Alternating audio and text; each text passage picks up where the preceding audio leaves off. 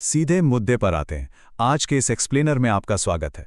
जब जियोपॉलिटिक्स यानी भू राजनीति की बात आती है तो हमारा ध्यान अक्सर सेनाओं, मिसाइलों या बड़े ट्रेड डील्स पर जाता है, राइट? पर सच तो यह है कि आज के डिजिटल युग में सबसे बड़ा हथियार कोई बम या मिसाइल नहीं, बल्कि एक कहानी है, एक नैरेटिव है।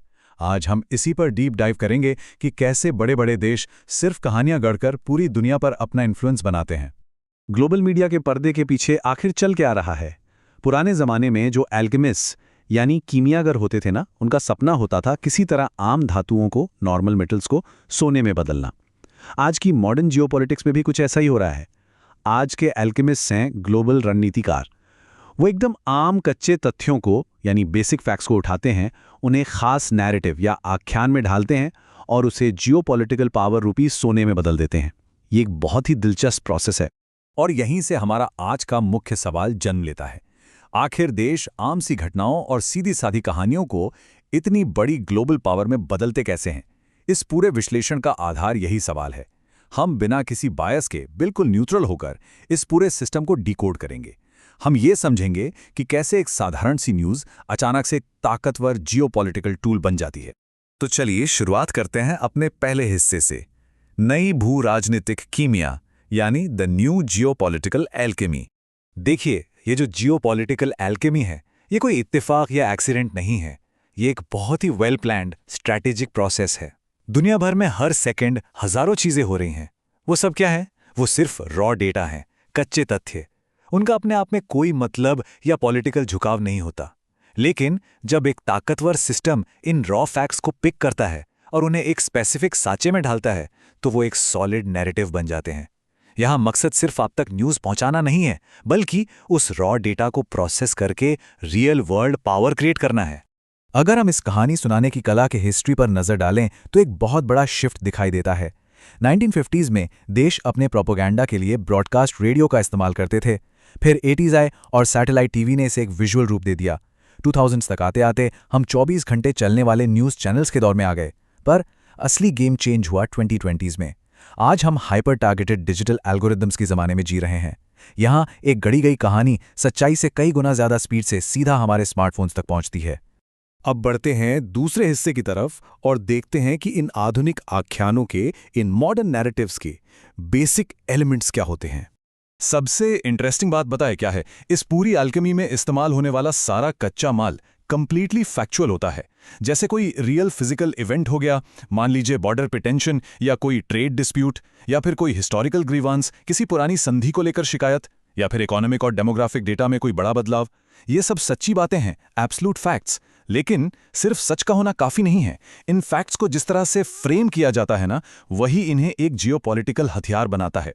तथ्य तो बस ईंट पत्थर की तरह हैं, पर नैरेटिव वो पूरी बिल्डिंग है जिसे रणनीतिकार अपने हिसाब से खड़ा करते हैं। तो ये सब होता कैसे है? आइए तीसरे हिस्से में चलते हैं, तथ्यों को शक्ति में बदलना। ये ट्रांसमिटेशन का जो प्रोसेस है, ये 3 स्टेप्स में काम करता है। स्टेप 1 एक कैटलिस्ट यानी अचानक से कोई घटना घट जाती है। फिर आता है सबसे क्रूशियल स्टेप 2 ट्रांसम्यूटेशन या रूपांतरण। यहाँ बड़े और ताकतवर ऑर्गेनाइजेशंस अपने मीडिया नेटवर्क्स का इस्तेमाल करके ये डिसाइड करते हैं कि उस घटना को दिखाना कैसे है, उसकी फ्रेमिंग कैसे करनी है। और फाइनली स्टेप 3 उन्हें मिलता है उनका जियोपॉलिटिकल सोना।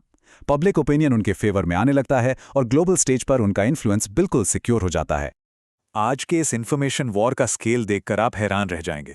आज ट्रेडिशनल प्रिंट मीडिया और आम टेलीविजन का हिस्सा बहुत छोटा रह गया है और उनकी जगह डिजिटल एल्गोरिदम्स ने एक बहुत ही बड़ा आउटसाइज्ड डोमिनेंस बना लिया है। ये एल्गोरिदम्स क्या करते हैं? ये सुनिश्चित करते हैं कि एक गढ़ी हुई कहानी सबसे तेजी से उस टारगेट ऑडियंस तक पहुंचे जो उस पर सबसे ज्यादा रिएक्ट करने के लिए तैयार बैठी है। इससे ये जो तथ्यों को शक्ति में बदलने का प्रोसेस है ना, ये पहले से कहीं ज्यादा फास्ट और खतरनाक हो गया है। चलिए अब चौथे हिस्से पर नजर डालते हैं, कॉम्पीटिंग ग्लोबल स्टोरी लाइन्स यानी टकराती हुई वैश्विक कहानियां। यहां पर एक बहुत फेमस कॉन्सेप्ट आता है जिसे राशोमोन इफेक्ट कहते हैं। इसमें होता यह है कि अलग अलग पक्ष एक ही घटना से अपनी अपनी अलग रियलिटी बना लेते हैं। एक एग्जाम्पल लेते हैं। मान लीजिए 2 देशों के बीच बॉर्डर पे झड़प होती है। अब नैरेटिव ए उस झड़प को ऐतिहासिक अधिकारों और नेशनल सिक्योरिटी के एंगल से बताएगा। वहीं दूसरी तरफ नैरेटिव बी बिल्कुल उसी झड़प को ह्यूमन राइट्स वायलेशन और बॉर्डर पार करने के रूप में फ्रेम करेगा। रॉ डेटा एक ही है, लेकिन दोनों के मतलब जमीन आसमान का फर्क रखते हैं। ध्यान दीजिएगा, यहां हम ये नहीं कह रहे कि कौन सही है और कौन गलत। हम सिर्फ उस स्टोरी टेलिंग तकनीक का एनालिसिस कर रहे हैं जिससे ये नैरेटिव्स बनाए जाते हैं।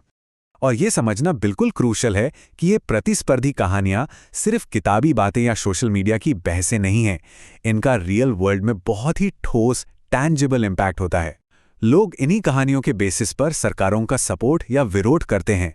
ये नैरेटिव्स इतने पावरफुल होते हैं कि ये दो देशों के बीच के इंटरनेशनल रिलेशंस को हमेशा के लिए बदल सकते हैं, नक्शे पर फिजिकल बॉर्डर्स को फिर से ड्रॉ करवा सकते हैं और ग्लोबली इकोनॉमी की डायरेक्शन तक बदल सकते हैं। ये लिटरली ग्राउंड रियलिटी को शेप करते हैं। इस सब के बाद अब आते हैं अपने 5वें और आखिरी हिस्से पर, इंफॉर्मेशन या सूचना का भविष्य। पिछले 30 सालों का डेटा अगर देखें तो दुनिया भर के देश इस नैरेटिव एल्केमी में मास्टर बनने के लिए पैसा पानी की तरह बहा रहे हैं। स्टेट स्पॉन्सर्ड फंडिंग में एक बहुत ही ड्रामेटिक एस्केलेशन देखने को मिला है। देशों को यह बात बहुत अच्छे से समझ आ चुकी है कि जो इस कहानी को, इस नैरेटिव को कंट्रोल करेगा, वही अल्टीमेटली दुनिया को कंट्रोल करेगा। ये जो इन्फॉर्मेशन वॉरफेयर है ना, ये कोई साइफाई फ्यूचर की बात नहीं रह गई है, ये आज की सबसे बड़ी ग्राउंड रियलिटी है। तो इन्फॉर्मेशन के इस समंदर में जहां हर दूसरी स्टोरी लाइन इंजीनियर्ड है, वहां हम और आप क्या करें? देखिए, डिजिटल एज में नेविगेट करने के लिए इस मीडिया फ्रेमिंग की एल्केमी को समझना ही हमारा सबसे प्राइमरी टूल है। हम अक्सर मान लेते हैं कि जो फीड में दिख रहा है वो एब्सोल्यूट ट्रूथ है, पर रियलिटी को ऑब्जेक्टिवली समझने के लिए हमें इन मैकेनिक्स को पहचानना सीखना होगा। ये फिल्टर करना आना चाहिए कि कोई फैक्ट हमारे सामने आखिर किस फ्रेम में पेश किया जा रहा है। क्योंकि आज हम एक ऐसी दुनिया में हैं जहां कहानियां किसी फैक्ट्री के प्रोडक्ट्स की तरह बनती हैं। तो यहां एक आखिरी सवाल आपके सोचने के लिए छोड़कर जा रहा हूं। अगली बार जब कोई बड़ी इंटरनेशनल न्यूज़ ब्रेक होगी, जब कोई बड़ी जियोपॉलिटिकल घटना सामने आएगी, तो जरा रुक कर सोचिएगा, जो कहानी आपके सामने पेश की जा रही है, क्या वो सच में एकदम कच्चा, अनफिल्टर्ड सच है, या फिर किसी रणनीतिकार का तैयार किया हुआ जियोपॉलिटिकल सोना?